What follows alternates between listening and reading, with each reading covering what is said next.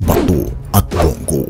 Bakit hindi isinama si Philip Salvador at Sara Duterte? Bakit hindi sila inendorso?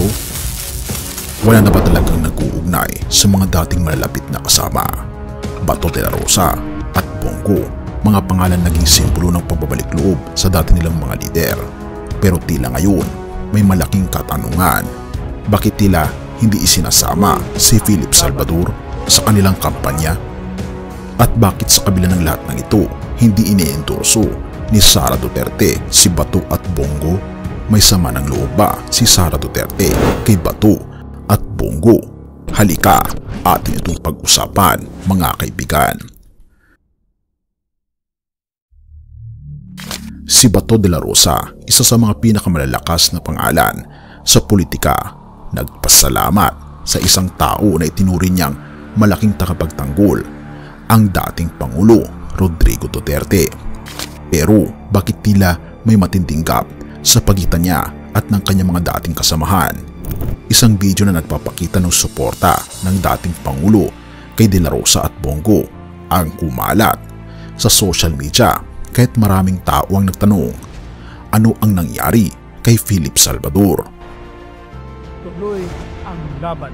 Tuloy ang pagbabago. Sa kabila ng matinding suporta ni Duterte kay Bato at Bongo, pero bakit nga ba hindi nila kasama si Philip Salvador sa political ad na ito? Kung sila ay handang magtulungan, bakit hindi si Salvador nakasama rin sa PDP laban? So ano nga ba ang dahilan kung bakit nila siya iniwan? Ang mga pangyayari sa politika ay kadalasang puno ng twist at turns. Ngunit ang pinakanakakagulat ay ang desisyon ni Vice President Sara Duterte, ang isang leader na may matinding impluensya sa bansa, na hindi sasama kay Bato at Bongo sa kanilang kampanya. Bakit nga ba hindi niya sila ine-endorso? Si Sara Duterte, sa kabila ng kanyang malakas na relasyon kay Bato at Bongo, pero sabi niya, hindi ko sila sasamahan sa kampanya, pero magbibigay ako ng mga ideya at estratehiya sa kanilang laban. Ito ay ayon sa Politico.com. Ngunit may isang malaking tanong na nakatago sa likod ng mga pahayag na ito. Bakit hindi niya sila masasamahan sa kampanya? Pumunta tayo sa mga detalye ng kanyang pahayag. May mga initial meetings kami ng mga kandidato ng PDP laban, pero hindi ako miyembro ng partido. Binubuo nila ako, pero sinabi ko kailangan ko muna mag-isip. Sinabi ni Sara na tutulong na lang siya sa estratehiya at pagplano, pero hindi siya sasama sa kampanya. Ibig bang sabihin nito ay may hindi pagkakaintindihan sa loob ng kanilang grupo? Pero bago ang lahat ng yan, may pasabog ako sa inyo dahil ang Great Controversy na isa sa pinaka-best-selling na libro ngayon patungkol sa propesiya sa Biblia ay halos 40% off. Mabibili mo ito sa halagang 497 pesos na lang. Kung interesado ka, kaibigan, i-click mo sa description sa baba at mabubuksan ang iyong mga mata sa mas malinaw na pangitain sa iyong hinaharap. Tayo'y magpatuloy.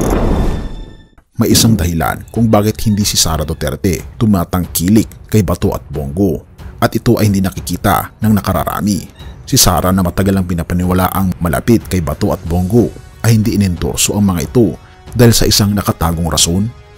Dahil ba ito sa hindi lumaban si Bongo at Bato para kay VP Sara na laban niya sa impeachment? Yes, you heard that right, mga kaibigan. Habang si Bato at Bongo ay nasa likod ni Duterte sa mga nagdaang taon, hindi sila tumindig at hindi ipinagtanggol si Sara sa mga hamon na hinarap niya mula sa mga kalaban sa politika, lalo na ang banta ng impeachment laban sa kanya. Hindi man nila tahasang suportahan ang mga akusasyon laban kay Sara. Ang tahimik nilang paninindigan ay tila naging isang senyales kay Sara na hindi nila siya lubos na pinagtanggol sa mga pinakamahirap niyang laban.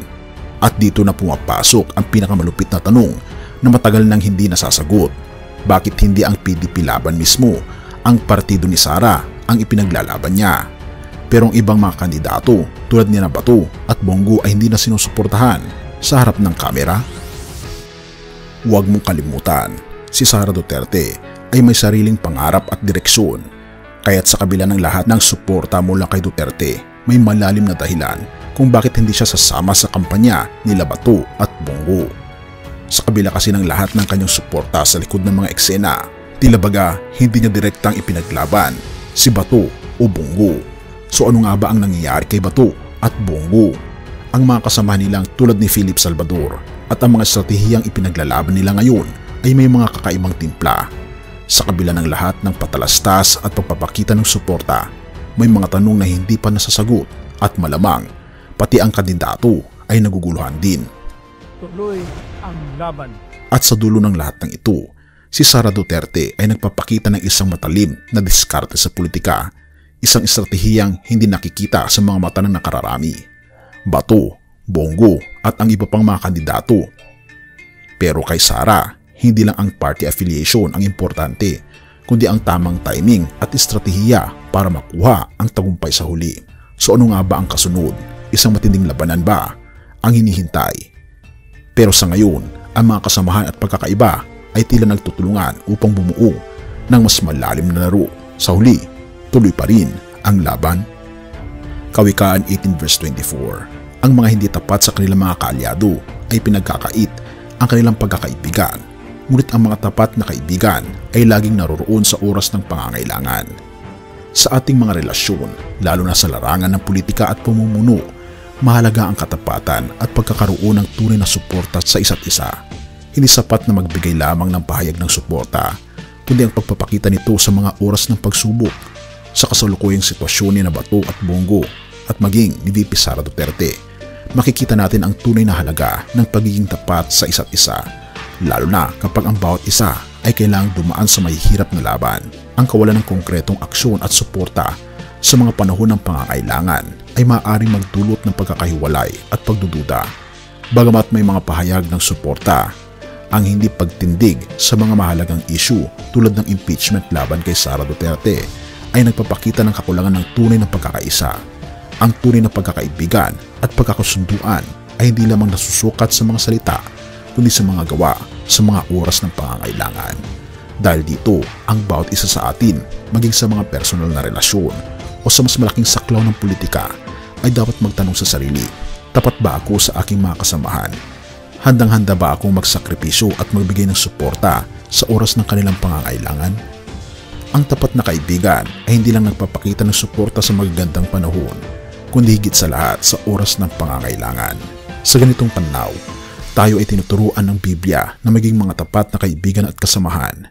Dapat ay magsikap tayong hindi lamang magbigay ng salita, kundi magpakita ng aksyon at tunay na suporta kaibigan sa mga personal na relasyon at lalo na sa ating bayan.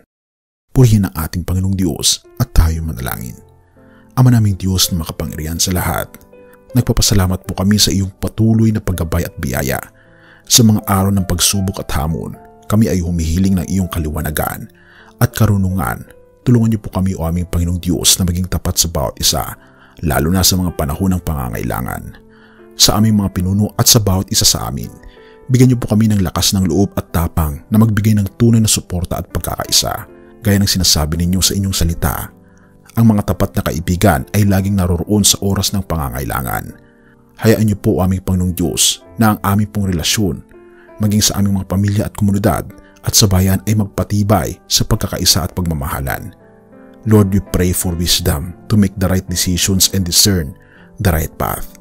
Huwag mo kaming hayaan na maging magkaiba at magkalayo o aming Panginoon Diyos, kundi magtulungan at magbigay sa isa't isa ng tunay na pagmamalasakit na buhat po sa inyo. Gabayan niyo po kami o aming Panginoong Diyos upang matutunan po namin ang kahalagahan ng pagtindig sa isa't isa, lalo na sa mga mahihirap na panahon. Pinupuri po namin kayo at pinapasalamatan o aming Panginoong Diyos. At patnubayan po kami at patawarin po kami sa lahat ng aming pagkukulang at pagkakasala. At salamat sa pagdinig ng aming mga panalangin, sapagkat ito may samot hiling sa matamis na pangalan ng aming Panginoon Hesus. Amen.